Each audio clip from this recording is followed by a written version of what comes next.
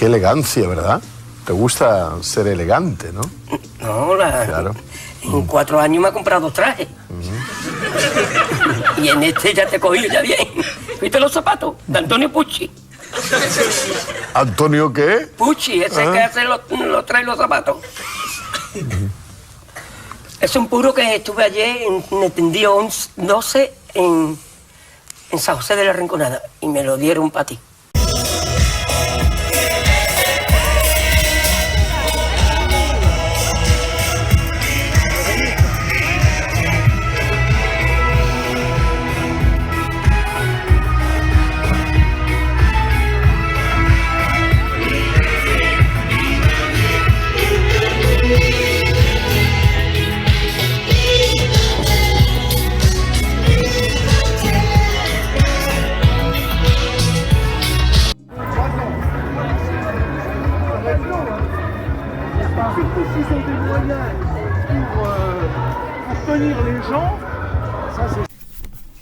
Après des semaines de baisse de participants, allions-nous retrouver la dynamique au sein des cortèges? Le beau temps et les bars ouverts allaient-ils empêcher les marches? Si ce samedi 19 mars, on peut noter une légère hausse de manifestants, grâce notamment aux villes de province, à la capitale, ça reste très léger. Les Parisiens peuvent toutefois remercier les provinciaux de donner de la voix dans la rue, bien que la dynamique n'est plus la même. Qui sait, peut-être qu'avec la publication de nouveaux scandales, les gens se réveilleront. Bien que depuis l'arrivée du poudré au pouvoir, nous vivons une nouvelle polémique chaque semaine, n'est-ce pas? ¿Hermani? A ver, que canta, ¿no? ¡Jesús!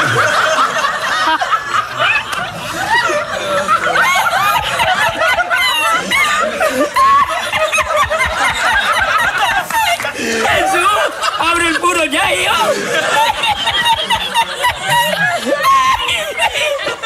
Armani, no Hermani. Yo conozco a Armani ese que canta. Mais alors, Olivier Véran, très bien. Mais alors, le masque sert à quoi? Et le pass sert à quoi? S'ils ont appliqué de façon beaucoup plus rigoureuse que nous et qu'ils ont le même nombre de cas, mais tout ça a servi à quoi? Les passes, les pro-passes, les anti-passes, les maisons de passe et les trépasses, ça a servi à quoi, s'il vous plaît? On n'a plus de travail, aidez-nous. Vous avez plus de travail? Pourquoi obliger les soignants? Pardon, pourquoi obliger les soignants de se faire vacciner? Monsieur, vous savez très bien que ça ne fonctionne pas. Monsieur, comment on vit? S'il vous plaît, laissez-nous reprendre notre travail, on a besoin d'être... Parler avec moi, d'abord, le mieux c'est de ne pas me filmer, par courtoisie, parce que moi je viens vous voir gentiment, et je comprends votre émotion. Là en tout cas, le gouvernement à court terme, il va pas enlever l'obligation vaccinale. Je veux juste reprendre mon travail, c'est tout ce que je vous demande. Mais en tout cas, laissez-moi travailler. J'entends cet engagement. Mes collègues souffrent. Merci. Il y a beaucoup de vos collègues qui sont vaccinés, plus de 95%. Oui, mais ils sont seuls. Plus de 95%. Monsieur le Président, quel drôle de moment pour la France et pour vous. Comment vous sentez justement le pays entre l'Ukraine et le Covid? Mais nous savons affronter toutes ces crises en même temps et il faut le faire avec la force d'âme qui est la nôtre. Voilà comment ce cher Manu répond à la détresse d'une soignante qui a été au front pour lutter contre l'épidémie, par le mépris. Suite au reportage du Zingeo News 14, nous poursuivons avec des images et témoignages de ce personnel qui n'est plus respecté. Ce mercredi 15 septembre est un jour de deuil national. Après nous avoir acclamés en 2020, nous sommes aujourd'hui suspendus sans salaire et relégués au rang de paria.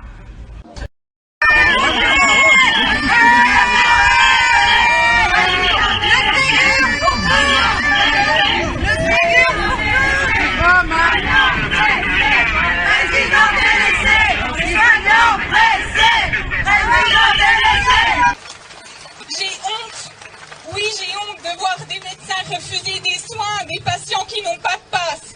Il est passé où le serment d'Hippocrate où le médecin jure, je cite, « Je respecterai toutes les personnes, leur autonomie et leur volonté, sans aucune discrimination, selon leur état et leurs convictions. » J'ai honte de voir l'accès aux soins refusé, faute de passe sanitaire.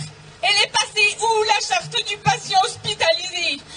cite, « Tous les établissements de santé doivent contribuer à garantir l'égal accès de chaque personne aux soins requis par son état de santé. » Entra. Y porque la Estrella tenía prisa, si no me compraba los calcetines y unos Bradley. Sino que la gente tenía prisa el viernes, si no la cojo y le compro 6 pares de calcetines, porque los zapatos me han dicho que le tengo que comprar el juego de los calcetines. La camisa es de seda italiana, ¿no? Suspendu, sapeur-pompier Oscar. Suspendu, sapeur-pompier Québec. Alors que des soignants ou pompiers restent suspendus et que des sans-abri squattent encore sous les ponts, les bons citoyens accueillent à bras ouverts ce peuple dont la culture est si proche de la nôtre. Que les Français vont les accueillir comme ils le font toujours avec leur cœur. C'est la première chose. Le sens du devoir, mais avant tout avec leur cœur. C'est ce dont ils ont besoin, c'est de savoir qu'ils sont bienvenus. C'est la première chose que je leur ai dit. Ils sont très reconnaissants. Ils nous ont fait part aussi parce qu'ils sont en contact avec leur famille de ce qui se passe là-bas, qui est abominable. Mais ça, on le sait, aussi de leur capacité de résilience, de résistance. Donc on leur expliquait pourquoi, à quel point on est avec eux. Qu'il est beau de voir autant d'humanité envers ce peuple si irréprochable qui ne discrimine personne et qui depuis 8 ans vit dans la paix la plus pure qu'il soit. Mis à part les fans de foot du début des années 2000 qui connaissaient via Andriy Shevchenko le nom du pays, sans toutefois pouvoir le situer sur une carte, n'abusons pas, le peu de connaissances qu'avaient les Français était surtout les tarifs des Ukrainiennes sur les sites d'escorte. Il faut dire qu'il y a des conflits qui nous émeuvent beaucoup moins, comme ce que fait l'Arabie Saoudite au Yémen, où la seule sanction du prince Ben Salman a été de faire un selfie avec le poudré, celui-là même qui lui vend des armes pour massacrer des civils. Un refuge inattendu pour 3 femmes et leurs 5 enfants. Mon fils, il me dit, maman, est-ce que tu es sûre que c'est la maison à nous? Est-ce que c'est à nous ça? Waouh, waouh, c'est à nous tout ça. Je dis, bah oui. Moi, je me souviens, pour Noël, il y avait des personnes qui ne voulaient même pas de leur famille parce qu'ils n'étaient pas vaccinés. Par contre, il y a des gens qui viennent d'Ukraine, des Ukrainiens, ils sont peut-être pas vaccinés, mais ils font tout pour les avoir chez eux. C'est super. Là, ils s'en foutent. Comme quoi, la famille, il ne faut pas compter dessus. Nos chers amis de l'Est pourront donc toucher le RSA, travailler, avoir la sécurité sociale, les soins gratuits. Sur le papier, oui, mais dans les faits, il leur est, au moment de l'enregistrement de ce reportage, toujours impossible de faire ces démarches administratives. Mais avec la pénurie de soignants et la campagne de recrutement lancée par le gouvernement MacPoudré, des médecins réfugiés ukrainiens travailleront à prix réduit, cassant au passage le marché du travail, empêchant toute augmentation des salaires, pour ne pas dire la réduction dans tous les secteurs. Quand on sait que le salaire moyen d'un Ukrainien est de 196 € net mensuels, les 550 € du RSA représenteraient pour eux l'augmentation du siècle. Mais maintenant que le poudré souhaite faire bosser 15 à 20 heures par semaine pour toucher le revenu de solidarité active, voilà, donc en prenant la fourchette haute, faisons un calcul en croix rapide. Donc avec un SMIC à 1269 € net sur 35 heures, on fait le calcul. Donc 1269 fois 20 divisé par 35, ce qui nous donne 725,14 €. Ce que toucherait un SMICard sur la base de 20 heures par semaine. Soit une différence de 174,21 € de perte. Ah, générosité, n'est-ce pas ?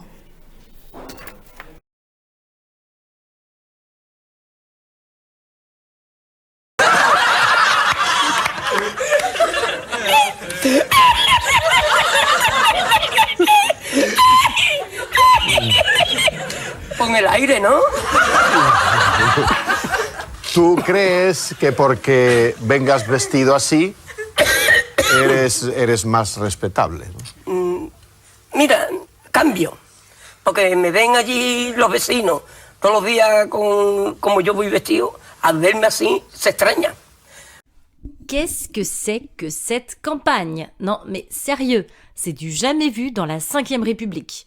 En plus de refuser le débat, Manu Le Poudré, impose également la tenue ou non des émissions politiques de campagne, ainsi que les formats et le nombre de participants, comme on a pu le voir dans La France face à la guerre, diffusé le lundi 14 mars sur LCI. Des candidats non invités, tels que Jean Lassalle ou Nicolas Dupont-Aignan, n'ont d'ailleurs pas manqué de se plaindre à juste titre. Cette campagne, mais c'est une campagne de merde. Vous comprenez? Mais on ne dit rien, à part des insultes, des injures, et puis alors d'une vacuité insaisissable.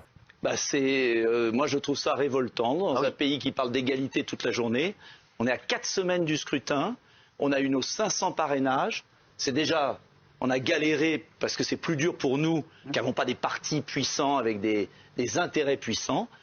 Et donc là, on apprend même pas.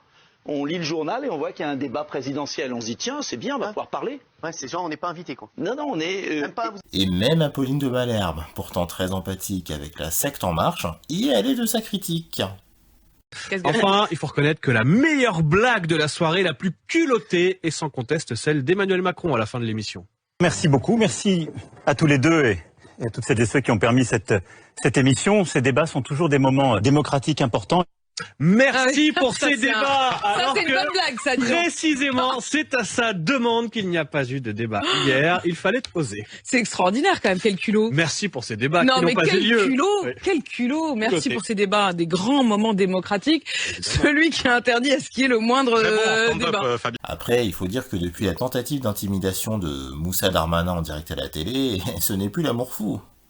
Et c'est la Alors là, difficulté. allez-y, essayez de démontrer Non mais vous l'inverse. vexez pas, calmez-vous. Ce sont vos chiffres. Non mais calmez-vous madame, ça va bien se passer. Aujourd'hui, il y a une baisse de Je vous demande 30%. pardon. Ça va bien se passer, il va bien se passer. Non mais Il y a Gérald 30% Darmanin, de attendez, baisse. pause. Oh, je vous demande pardon. Comment Ça vous va bien parlez se passer madame, vous allez voir. Sans parler de l'annulation d'un prime sur BFM TV devant rassembler les 12 candidats. La chaîne a finalement pris la décision d'annuler cette émission avec le retrait d'un premier candidat pour raison d'agenda, Macron, puis d'un second en raison de l'absence du premier, Le Pen. Suite à cette décision de BFM, Philippe Poutou a exprimé son mécontentement dans un tweet dénonçant les règles du temps de parole et leur acceptation par les médias qui permettent selon lui à des candidats d'empêcher les autres de parler. Car oui, un candidat peut avoir 11 minutes de parole contre 24 pour un autre en fonction de son score dans les sondages. Sondage très crédible qui donne pour gagnant un gars dont le parti a pris des branlées aux élections municipales et régionales, rappelons-le. On apprend d'ailleurs par le Canard enchaîné qu'en cas de victoire du Poudré, ce dernier envisage de dissoudre l'Assemblée nationale dès le lendemain des élections présidentielles. La cause ? Eh bien, c'est selon lui la guerre en Ukraine qui imposerait de faire sauter les législatives. Voilà la belle démocratie qui se permet de critiquer la Russie. Ça va ? Non, franchement là, il vous faut quoi d'autre ? Bueno, millonario si eres, ¿no? No me hablemos de eso, que ahora viene una racha muy mala. Eso. Se supone que millonario No, es yo más tengo- de 20 millones. Tengo un pellizquito nada más, pero vamos a dejar de eso, que está la cosa muy mala. Pero tú notas que la gente te miran con otros ojos. Sí. Sí. What if? Et si? Comme vous le savez, nous sommes en période de campagne pour les présidentielles de 2022. Nous n'allons pas revenir sur les magouilles par rapport au parrainage ou à l'absence de débat à la demande de Monsieur Macron, mais plutôt développer quelques hypothèses. Le poste de président est la place ultime, le rêve d'une vie pour un politicien. Mais entre vous et moi, mis à part le prestige de la fonction en se faisant entretenir par le peuple, quel serait l'intérêt aujourd'hui d'avoir la place de celui qui doit gérer des crises en se ramassant des attaques quotidiennes de l'opposition? Les candidats veulent-ils vraiment le poste? Pour le Poudré, il n'y a aucun doute. Mais qu'en est-il pour les autres? Prenons l'exemple d'Anne Hidalgo. Imposée par le faible Olivier Faure comme représentante du PS, sans passer par une primaire, la maire de Paris, pourtant très bas dans les sondages depuis le début, s'entête à massacrer encore plus son parti déjà bien à terre, qui siège aujourd'hui à Ivry, après avoir dû quitter le 10 rue Solferino dans le 7e arrondissement de Paris. Sans mentionner les conneries qu'elle a vomies et sans mentionner l'état dans lequel se trouve la ville de Paris, on note qu'à l'approche de la date du vote, notre chère Anne se contente uniquement de dénigrer Jean-Luc Mélenchon sans jamais critiquer le bilan du poudré. Vous savez, je suis scandalisée par les positions de Jean-Luc Mélenchon parce qu'il a eu plus que de la complaisance. Il a été dans un soutien aux positions de Poutine. Je suis scandalisée qu'un candidat venu de la gauche, aujourd'hui soutien de Poutine, dans son entreprise criminelle, là, l'extrême droite française, de concert avec Jean-Luc Mélenchon, oubliant de condamner l'agression de Poutine. Mais voyons, ma sœur Anne, ne vois-tu rien venir? Quel serait son intérêt à le faire réélire? Une promesse de poste? Peu probable. Ou alors le fait de lui garantir la non-mise sous tutelle de la ville de Paris, quand on sait que l'endettement de la capitale a atteint des records selon un récent rapport de la Chambre régionale des comptes d'Île-de-France. Effectivement, l'encours de la dette a ainsi augmenté de 40% en 5 ans, atteignant 7,713 milliards d'euros. Et Mélenchon, dites-moi, si ce cher Jean-Luc représente la seule force de la gauche crédible et capable d'atteindre le second tour, ses positions sur les mesures liberticides restent très perturbantes.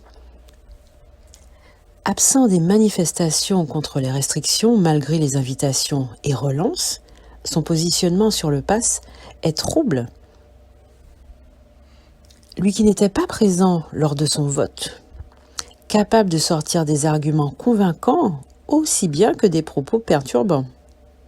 Si cette vaccination était obligatoire, comptez sur moi pour vous courir derrière, pour que vous soyez vaccinés.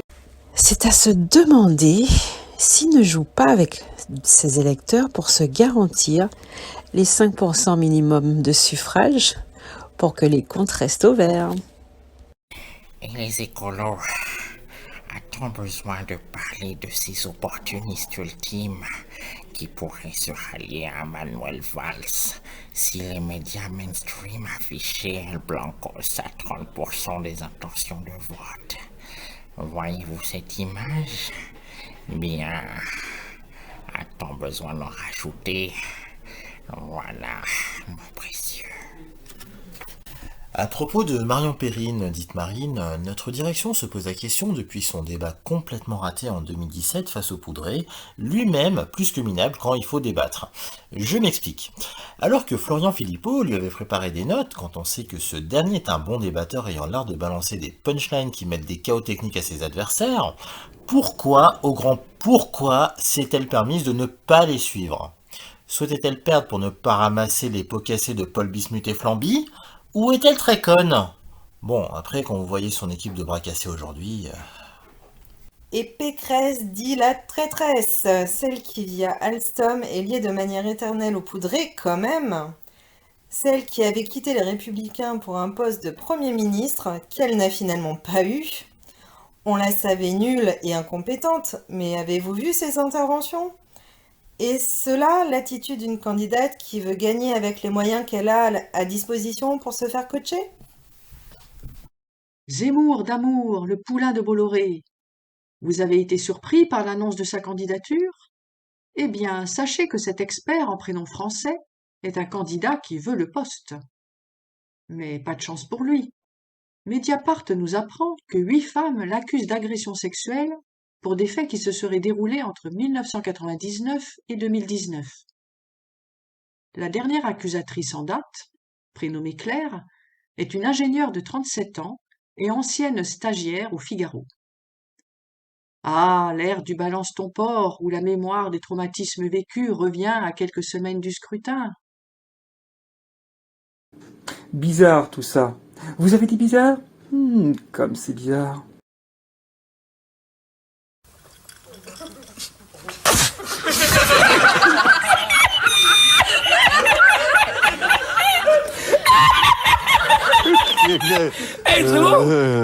Yo tengo 9 hermanos, el más guapo soy yo. Y tú has ido a mi casa, ¿no? Hombre, claro.